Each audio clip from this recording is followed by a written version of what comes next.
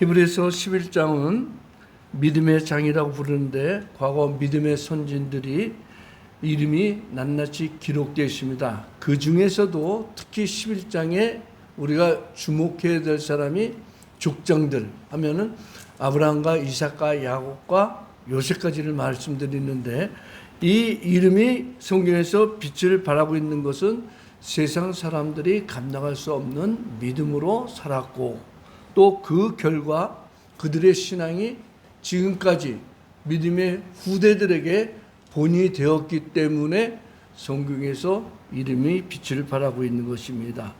아브라함과 이삭과 야곱과 요셉은 이름을 듣기만 해도 우리 마음이 왠지 뜨거워집니다.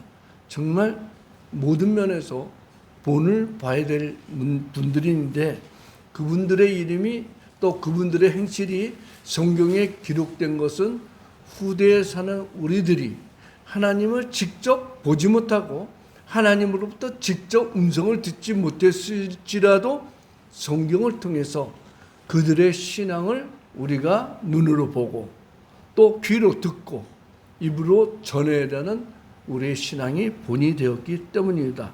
따라서 우리 인생길에 여러 가지 다양한 문제로 웃고 웃는 그런 인생길에 때로는 실족할 때도 있고, 이런 모든 과정을 회복시키는 하나님이 믿음의 족장들을 통해서 오늘 우리에게 어떻게 말씀하는지 깨달아야 되는 것입니다. 특별히 이 말씀, 특히 믿음의 족장 네 사람이 이 네 절 속에 기록되어 있는데, 이 짧은 네 절 속에 우리에게 주는 교훈은 매우 크고 엄청납니다.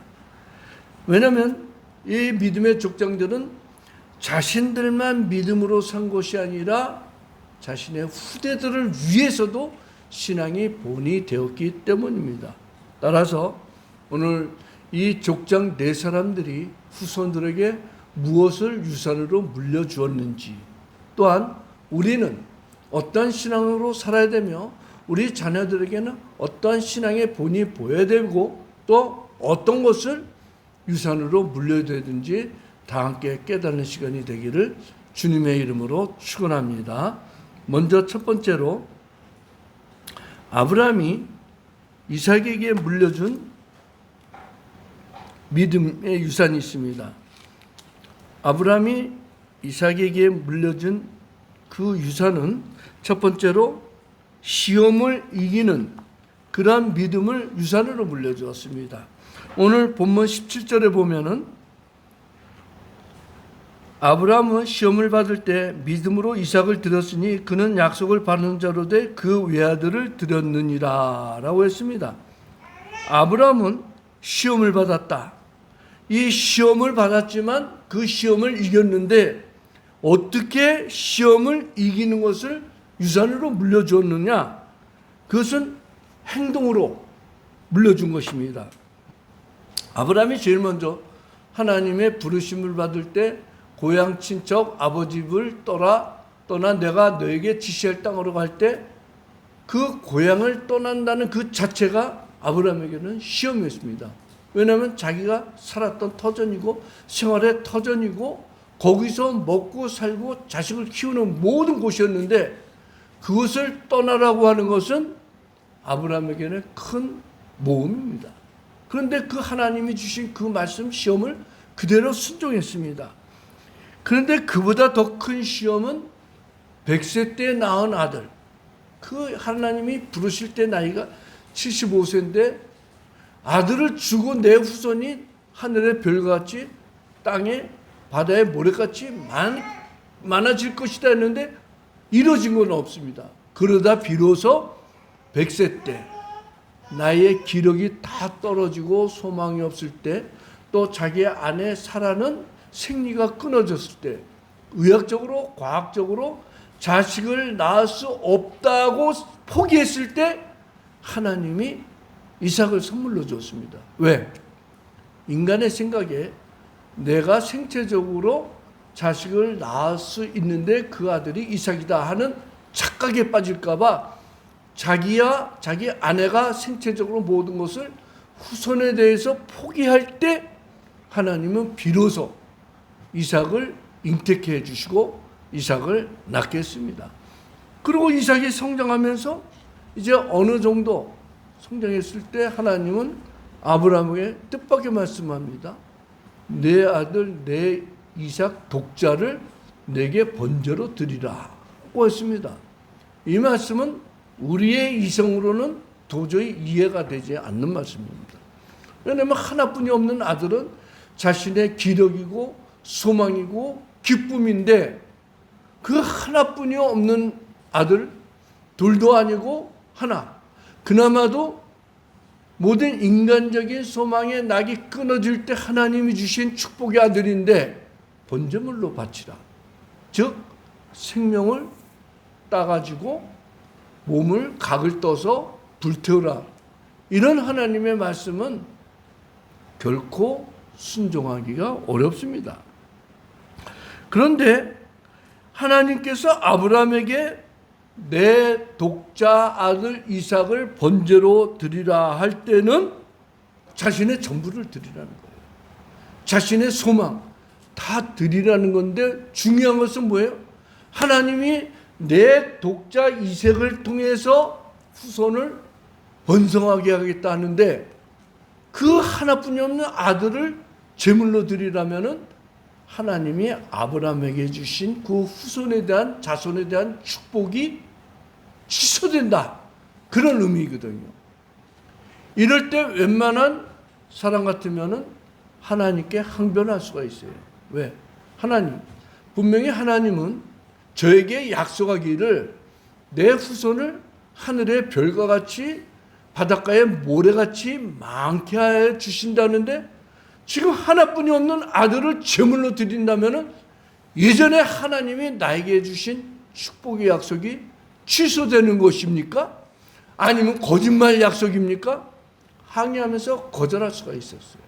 근데 아브라함은 하나님이 아들을 번제물로 바치라고 할 때 순종으로 자기의 믿음을 보였습니다.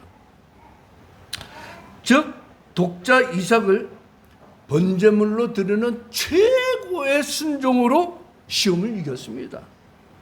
결국 아브라함의 믿음을 본 이삭은 아버지는 어떠한 하나님의 시험도 그대로 순종한다는 것을 눈으로 몸으로 배운 것입니다. 이것이 바로 아브라함이 자기 독자 이삭에게 하나님의 말씀에는 무조건 순종해야 된다는 것을 직접 가르치신 것입니다. 그 다음 두 번째, 아브라함은 이삭에게 하나님의 언약에 대한 믿음의 유산으로 물려주었습니다. 18절에 보면 그에게 이미 말씀하시기를 내 자손이라 칭할 자는 이삭으로 말미암으니라 라고 했습니다. 분명히 하나님은 아브라함에게 내 후손, 내 자손은 이미 먼저 태어난 이스마엘이 아니라 첩 하갈을 통해서 태어난 이스마엘이 아니라 내 본처 사라를 통해서 태어난 이삭이 내 자손이라. 여기에 자손은 단수가 아니라 복수입니다. 내 후손이라 이거예요. 그러니까 하나님의 말씀을 이삭은 어떤 말씀이든 그대로 믿었습니다. 그 중에 이삭을 통해서 후손이 번성할 것이라는 것 그대로 믿은 것입니다. 그래서 믿었기 때문에 하나뿐이 없는 아들을 제물로 드릴 수가 있고 그 제물을 통해서 하나님은 인간이 생각하지 못하는 특별한 방법을 예비했다는 것을 그는 믿었습니다. 그것이 뭐냐? 부활에 대한 믿음이다. 부활에 대한 믿음을 이삭에게 유산으로 물려주었습니다. 19절, 그가 하나님이 능히 이삭을 죽은 자 가운데서 다시 살리실 줄로 생각한지라 비유컨대 그를 죽은 자 가운데서 도로 받은 것입니다. 아브라함은 하나님이 독자 이삭을 번제물로 바칠 때, 즉 죽음으로 제물로 드리라 할 때 이미 하나님은 죽은 자 가운데서 다시 살리실 것을 부활을 믿었다는 거예요. 그와 동시에 아브라함이 이삭 자신을 몸에 묶고 하나님께 제물로 드리려고 칼로 들어서 치려고는 자기 아버지를 보고 무엇을 보았는가? 우리 아버지는 나를 죽음으로 제물로 드릴지라도 하나님이 다시 살리실 것을 믿으신 아버지다. 이럴 때 자기는 죽기 직전이었지만 그때 하나님이 아브라함아 아브라함하고 큰 소리로 불렀죠. 급하게. 그리고 여호와 이레 하나님이 예배 드신 짐승을 통해서 다시 제물로 드렸잖아요. 그것을 가장 절실하게 목격한 사람이 아브라함이 아닙니다. 왜? 아브라함은 하나님이 다시 살릴 것을 믿고 아들을 제물로 드렸지만 정작 당사자인 이삭은 나는 꼼짝없이 죽었구나 하고 포기했는데 하나님은 여호와 이레 양을 대신 준비해 줌으로 자기는 살아났다는 거예요. 이때 이삭이 깨달을 것은 우리 아버지는 죽은 자를 다시 살리시는 하나님을 믿었다는 거예요. 즉 부활을 믿게 된 것입니다. 이것이 아브라함이 자기 아들 이삭에게 하나님께는 무조건 하고 순종해야 된다. 순종을 유산으로 보여준 거예요. 말로만 유산이 아니라 말로만 유언이 아니라 이 세상 물질보다 이 세상 권세 영광보다도 하나님을 최우선적으로 따르고 말씀을 순종한다면 하나님이 내 자신뿐만 아니라 후손까지도 책임져 주신다는 것. 인간의 목숨은 한 번이지만 하나님은 영원하시다. 하나님은 죽은 자도 다시 부활시킨다는 그 믿음을 갖게 된 거예요. 그래서 아브라함은 예수님의 칭찬을 받았잖아요. 너희 조상 아브라함은 나이 때 볼 것을 보고 즐거워하다가 기뻐하였느니라. 바로 이 부활을 보고 아브라함은 믿은 거예요. 구약의 모든 믿음의 사람들은 하나님이 다시 영생하고 부활시킨다는 것을 믿은 거예요. 왜? 아브라함 때부터 이삭을 번제물로 바쳤지만 하나님이 다시 살리셨다는 것. 이 사건을 통해서 하나님은 우리를 죽음으로 끝내는 것이 아니라 사후에 다시 부활시킨다는 부활신앙을 계대적으로 전통적으로 가르치고 믿게 한 것입니다. 그렇다면 우리가 신앙생활하면서 자식들에게 가장 큰 교육은 뭐냐? 예수 그리스도를 믿으면 천국에서 영생과 부활 이러한 신앙을 가르쳐야 된다는 거예요. 용서하고 들으세요. 제가 이번 주 화요일 날 오랜만에 옛 고향 친구들, 용산 친구들을 만났어요. 저는 한동안 뭐 안 나갔죠. 왜냐하면 대화가 잘 맞질 않잖아요. 근데 그 중에 더러는 이제는 대부분 신앙생활을 해요. 근데 제가 가면은 부담스럽죠. 왜냐하면 홀짝홀짝 술도 마셔야 되니까. 그래서 그동안 안 갔어요. 근데 이번에 나오라고 해서 한 10몇 년 만에 이제 개별적으로는 어쩌다가 만날 수 있지만 정식적인 모임에 처음 왔어요. 그리고 어제는 또 그 중에 정말 절친한 친구가 평택에 있는데 한번 찾아가자 해서 그 친구는 안 왔기 때문에 절친한 친구와 둘이 갔는데 평택에 사는 친구는 집사가 된 지 오래됐어요. 그러니까 어제 이제 얘기하고 이제 집으로 가는 차편에 옆이었는데 이래요. 저한테 야, 그 오살리 순복음 기도원 그거 가는 셔틀버스 지금도 있냐? 그래서 여기 순복음교회에서 오살리 기도원까지 가는 셔틀버스 있다. 그랬더니 한번 가야겠대요. 이제 이번에 이달로 은퇴하거든요. 우리 나이로 75세, 만 74세예요. 근데 은퇴하고 기도는 한번 가야겠대요. 왜 그러냐? 제 생각은 죄진 게 많으니까 회개하려고 그러냐 했더니 아니라는 거예요. 구원에 확신이 없대요. 집사 30, 40년 됐거든요. 제가 알기로. 근데 구원의 확신이 없다 그러죠. 야, 너 진짜 큰일 났다. 어떻게 믿어야 구원받느냐 이거. 그 여지껏 신앙생활 헛되게 한 거예요. 그래서 그랬죠. 제가 구원에 대해서 간단하게 얘기해 줬어요.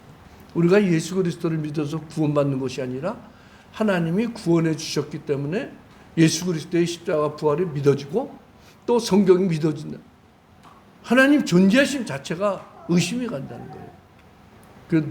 너 영혼 타락한 생활하더니 완전히 썩어버렸구나 하고 질타했어요. 그러면서 기독교 구원의 교리 처음부터 가르쳐줬죠. 우리가 신앙생활에 있어서 가장 중요한 것은 바로 후손들에게 부활신앙을 가르치는 거예요. 어떤 분들은 그래요. 야, 기독교 교회 다니는 거 뭐 내세와 영생 그거는 나하고 관계는 없다. 절에 다니지 그거 좀 이상하고 그렇다고 해서 다른 교회보다 다른 종교보다도 기독교가 조금 그럴싸해서 교회 다니는 이런 사람도 있어요. 그냥 자기 취미로 또는 직장이 사장이 교회 나오라고 해서 사장 눈치 보려고 교회 나오는 사람도 있고 그런 사람들은 내세와 천국을 믿지 않죠. 하지만 우리만큼은 예수 그리스도의 십자가 부활을 믿음으로 모든 죄에서 용서함 받고 구원받았다. 그러므로 천국에 우리는 들어갈 것을 확신하는데 내가 들어가는 것이 아니라 전능하신 하나님이 우리를 천국으로 인도해 주신다 하면서 비유를 하나 들었어요. 태양이 동쪽에서 떠서 서쪽으로 지냐 서쪽에서 떠서 동쪽으로 지냐 하니까 친구들이 야 그걸 질문이라고 하냐? 그 모든 만민이 다 알고 있는데 대답해봐. 너 틀릴까 봐 내가 묻는 거야 했더니 야 그거 당연히 동쪽에서 떠서 서쪽으로 지지. 여러분 태양이 동쪽에서 떠서 서쪽으로 진다는 거 우리 안 믿죠? 제가 몇 번 가르쳤어요. 태양은 뜨고 지는 것이 아니라 지구가 자전함으로 말미암아 태양이 뜨고 지는 것처럼 보이듯이 구원도 마찬가지인 거예요. 내가 예수 그리스도를 믿어서 구원받았다? 이거는 절대 착각이에요. 태양이 동쪽에서 떠서 서쪽으로 진다는 대답하고 똑같아요. 정확한 구원은 하나님이 나를 구원해 주셨기 때문에 정확하게는 이전날에 내 영혼이 죽어가지고 하나님 살아계심도 부인하고 천국도 믿지 않았는데 성령께서 내 안에 임재하시면서 죽었던 내 영을 다시 살리심으로 그때부터 예수 그리스도가 믿어진다 이거예요. 그러니까 구원이 먼저고 그 다음에 뒤따라서 동시적으로 우리가 성경이 믿어지고 예수님의 십자가 부활이 믿어지는 거예요. 이걸 가르쳐야 된다 이거예요. 죽고 나서나. 근데 요새 교회에서 천국과 지옥에 대한 설교가 없어진 지 오래됐어요. 이 세상에서 잘 먹고 잘 살자요. 예수 믿으면 복 받는다. 세상적으로 전락시켜버렸어요. 그럴지라도 우리만큼이라도 우리는 예수 그리스도를 믿고 예수 그리스도를 믿으면 하나님께서 구원해 주시고 우리는 죽으면 우리 영혼이 천국에 간다. 그 천국에서 하나님을 찬양하며 영생을 누린다. 이 신앙만큼은 이 교리만큼은 이 진리만큼은 나만 믿는 것이 아니라 자녀들에게 영원토록 가르쳐야 되는 거예요. 믿습니까? 두 번째로 이삭과 야곱은 미래에 대한 축복의 약속을 유산으로 물려줬어요. 중요한 내용입니다. 20절에 보면 믿음으로 이삭은 장차 있을 일에 대하여 야곱과 에서에게 축복하였으며 장차 있을 일, 하나님의 약속, 그것을 야곱과 에서에게 축복했고 또 21절에 보면 믿음으로 야곱은 죽을 때 요셉의 각 아들에게 축복하고 아주 중요한 진리가 있어요. 여기서 보면 아브라함의 그 부활신앙, 하나님 말씀에 순종하고 하나님을 경배하는 그 신앙을 직접 배운 이삭은 장차 있을 일에 대해서 자기의 쌍둥이 두 아들 야곱과 에서에게 축복했다는 거예요. 이 땅에서 잘 먹고 잘 산다. 그것을 축복한 게 아니에요. 장차 있을 영원한 나라, 하나님의 나라, 그것을 약속으로, 축복으로 자식들에게 전수했다는 거예요. 그러니까 이삭의 장차 있을 메시아, 장차 있을 하나님의 나라를 축복받은 야곱은 자기의 12아들에게 또 동일하게 축복해 줍니다. 이처럼 합법적인 하나님의 축복의 약속장인 에서는 자기의 장자의 축복권을 야곱에게 빼앗겼기 때문에 야곱은 하나님의 영적으로 또 이 땅에 육적인 축복을 엄청 많이 받았죠. 그 약속의 축복을 받은 야곱은 자기가 아버지로부터 받은 축복을 그대로 자기 12아들에게 축복을 해주셨다는 거예요. 얼마나 중요해요. 근데 그 전개되는 단계에 물론 야곱이 큰 거부가 되었습니다. 이삭도 큰 거부가 되었는데 성경은 그 많은 재물을 자손들에게 나눠줬다, 이런 내용이 아니라 하나님의 축복의 약속을 자기 아들에게 또 자기 12아들에게 그대로 전해줬다는 거예요. 그러니까 이 세상에 눈에 보이는 축복보다도 눈에 보이지 않는 하나님의 축복의 약속이 더 크고 더 많고 영원하기 때문에 자손들에게 하나님의 축복의 약속을 물려준 거예요. 세 번째로 야곱은 하나님을 경배하는 믿음을 유산으로 물려줬어요. 제가 오늘 여러분들에게 설교하고자 하는 핵심 중에 핵심이 이거예요. 야곱은 자기의 12아들에게 최후에 가르친 것이 하나님을 경배하는 걸 가르쳤다는 거예요. 물론 야곱의 일생에 보면은 여러 가지 많은 환란이 있어요. 21절에 보면 야곱은 죽을 때 요셉의 각 아들에게 축복하고 그 지팡이 머리에 의지하여 경배하였으며, 또 47장 31절에 야곱이 또 이르되 내게 맹세하라 하매 그가 맹세하니 이스라엘이, 즉 야곱입니다, 이스라엘이 침상 머리에서 하나님께 경배하니라. 우리가 이 두 말씀 보면 그림으로 그려졌죠. 야곱이 기력이 다 떨어져서 죽기 전에 침대에서 누워있다가 요셉의 12아들을 축복하고 난 다음에 지팡이 머리, 지팡이 손잡이 있잖아요. 그걸 붙잡고 마지막에 한 행동이 하나님을 경배하는 그런 모습이었어요. 자식에게 12아들에게 마음껏 축복하고 난 다음에 하나님을 경배했다. 뭐냐? 하나님께 감사했죠. 자기의 기력 마지막에 힘을 다해가지고 하나님을 경배하는 모습을 자식들에게 보여줬어요. 야곱의 인생에 파란만장한 많은 사건들이 있지만 그 노년에 요셉이 애굽의 총리가 돼서 자신을 초청하고 애굽의 왕, 지구로 말하면 세계에서 가장 큰 왕 중의 왕, 미국의 트럼프라고 할 수 있죠. 트럼프 앞에 가서 내 나이 139세이오나 내 조상들의 연세에는 못 미치나이다. 내 인생이 험악한 인생을 살았습니다 하면서 애굽의 왕을 축복해줘요. 인생 최고의 날 아니에요? 먼 땅에서 이민 온 사람이, 그 늙은 사람이 왕을 축복해줬어요. 야곱의 일생에서 뭐예요? 최고의 날이죠. 최고의 영광이죠. 그러나 저는 그렇게 안 봐요. 야곱의 인생에서 애굽 왕을 축복한 것보다도 더 가장 큰 영광은 12자식에게 축복하고 그 축복을 하나님이 이루어주신 것을 믿고 지팡이를 의지하고 확실히 힘을 내서 하나님을 경배하는 모습. 야곱 인생이 최고의 아름다움 아니에요?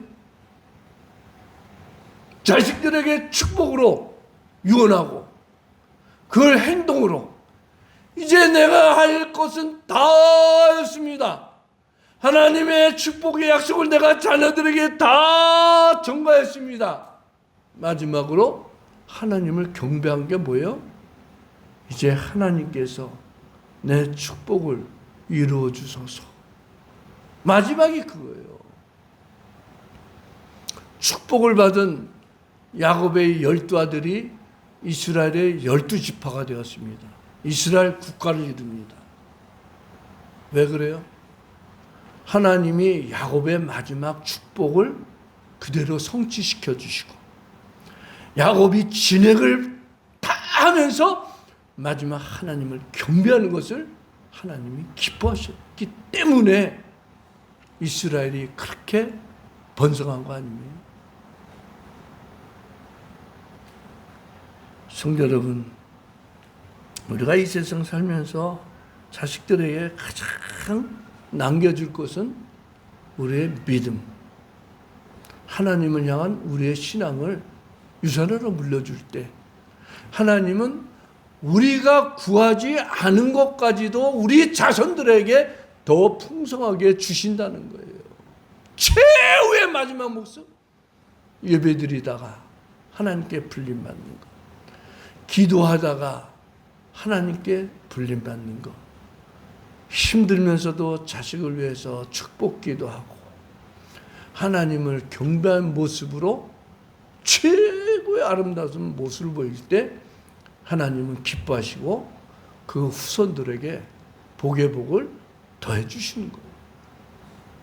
성도 여러분, 자식이 잘 되는 것을 소망합니까? 하나님을 경배하는 것을 가르쳐 주세요. 하나님이 내 기도를 들어주신다는 걸 믿고 자녀들을 위해서 축복 기도해 주세요. 매일매일 식사 때마다. 저처럼 식사 기도 오래 한 사람은 없을 거예요. 대부분 밥 먹고 잠깐 기도하지만 전 자식들을 위해서 계속 기도해요. 하루도 빠짐없이, 한 끼도 빠짐없이. 물론 새벽에 기도하고 자기 전에 기도하지만 밥 먹을 때 꼭 빠지지 않고 기도하는 것이 내 아들, 딸들, 내 손녀들, 그리고 노이 같이 기도해요. 이번에 입시에 꼭 합격할 수 있도록.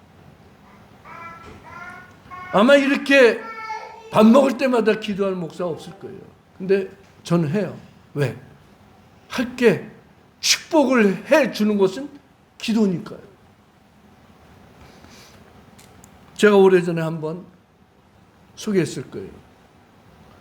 고신대 6대 총장인 안민 총장님. 그분은 참 가난한 집에서 태어났어요. 농군의 아들, 농부의 아들로서 태어났는데 그 아버님이 뒤늦게 사명을 받아가지고 목사가 돼가지고 목사가 되니 어떻게 해요? 당장 먹을 것도 어렵죠. 그런데다가 자기 조금 있는 논을 파다갖고 교회 다 바쳤어요. 예배당 건축하려고. 그 이유는 생활이 안 되는 거예요. 그런데도 자식을 위해서만큼은 하나님께 매일 기도해요. 그런 놀라운 일이 일어나요. 대학을 가야 되는데 돈이 없어요. 근데 모르는 사람들이 학비를 후원해 주는 거예요. 교인이 아니고. 그런데 미국 유학을 가는데 동생하고 같이 학비가 얼마나 많이 들어가요? 근데 모르는 데서 학비가 들어오는 거예요. 그리고 박사학위 있다고 기독교 신학 고신대 교수로 청빙받았어요. 그러다가 또 총장까지 됐어요. 근데 알고 봤더니 그분이 간증하는 게 그래요. 우리 교육자 수련회 간증했거든요. 내가 이렇게 기독교 대학 총장이 된 것은 내가 많이 배워서 아니라 이게. 아버지가 마지막 돌아가실 때 우리들에게 유언으로 남긴 게 있다. 이게. 유언이 있다. 유품. 뭐냐 했더니 뭔가 했더니 착 기대했더니 마지막 돌아가시잖아요. 내 믿음을 너희에게 유산으로 물려준다.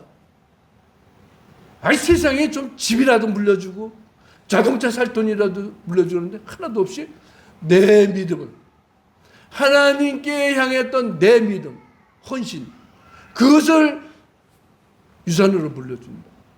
그러면서 또 하나, 할렐루야, 할렐루야, 할렐루야. 하나님은 내 모든 기도를 들어주신다. 딱 두 가지. 그런데 그대로 이루어졌거든요. 아무 돈도 없는데 동생하고 같이 미국 유학 가서 박사학위도 하고, 동생은 또 목사님이 돼가지고 선교사하고, 아버지의 축복, 유산 그대로 하나님이 더 크게 채워주셨다는 거예요. 성도 여러분, 부모는 자식을 하나님으로부터 위임받았어요. 교육, 성장, 모든 것을 하나님으로부터 맡았으므로 우리는 하나님이 원하신 대로 자식을 신앙교육 시켜야 되는 거예요. 항상 자녀들이 볼 때 우리 부모님은 주일날 되면 세상 없어도 교회 나갔습니다. 항상 주일날 보면 감사금이 빠지지 않았습니다. 우리 교회 특징은 한 사람도 빠짐없이 감사금 한다는 거 아니에요? 저는 목사님들한테 자랑이에요. 물론 교인 수도 많지 않겠는데 다 알잖아요. 서로가. 이것이 신앙교육이고, 이런 신앙교육이 있으면 후손은 반드시 하나님이 책임져 주시는 거예요. 마지막, 요셉은 본향에 대한 믿음을 유산으로 물려주었습니다. 22절, 믿음으로 요셉은 윤종시에 이스라엘 자손이 떠날 것을 말하고 또 자기 뼈를 위하여 명령하였으며, 이 요셉이 임종시 죽기 전에 마지막으로 이스라엘 자손들에게 뭐라고 하냐? 나는 죽을 것이나 너희들은 하나님이 아브라함에게 약속한 대로 이 땅을 떠날 것이다. 지금이 아니라 앞으로 몇백 년 후지만 요셉은 정확하게 400년 가까이 된 후에 하나님이 이스라엘 백성들을 가나안 땅으로 보내준다는 걸 믿었어요. 그렇기 때문에 나는 죽어서 내 몸은 이 땅에 있을지라도 너희들은 하나님이 반드시 하나님이 약속한 젖과 꿀이 흐르는 땅, 약속의 땅으로 돌려보낼 것인데, 그때 너희만 나가지 말고 내 뼈도 같이 가자. 이것은 눈에 보이는 가나안 땅, 약속의 땅, 젖과 꿀이 흐르는 땅이지만 보다 더 근본적으로는 천국의 본향을 요셉은 믿은 거예요. 가나안 땅에 들어간다는 것은 애굽에서 노예생활, 종생활에서 가나안 땅 축복의 땅에 가서 축복을 누린다는 것은, 가나안 땅은 하나님이 약속한 천국의 모형이고 애굽은 이 세상, 죄가 간영한 곳인데 이 세상에서 천국으로 우리를 들여준다는 것 요셉이 가르쳐 주는 거예요. 그리고 요셉의 부탁대로, 유언대로 이스라엘 백성들은 40일 동안 요셉의 시체를 향을 넣어가지고 미라로 만들죠. 그리고 나중에 애굽할 때, 출애굽할 때 가나안 땅으로 같이 모셔서 아브라함과 이삭이 있는 그 묘지에 같이 장사를 지냈어요. 왜 이렇게 몇백 년 후에 있을 약속을 미리 하고 이스라엘은 지켰습니까? 이 세상 살면서 우리의 최종 도착지는, 우리의 본향은 천국이라는 것을 믿음의 조상들이 가르쳐준다. 사랑하는 성도 여러분, 하나님은 우리에게, 믿음의 선진들이 후손에게 믿음을 유산으로 물려준 것처럼 우리 또한 후손들에게 하나님의 약속, 성경의 모든 축복의 약속을 가르치고 유산으로 물려줄 때 하나님은 내세의 영광과 축복과 동시에 금생에서도 잘 되는 은총을 내려줄 줄 확실히 믿습니다. 기도하겠습니다.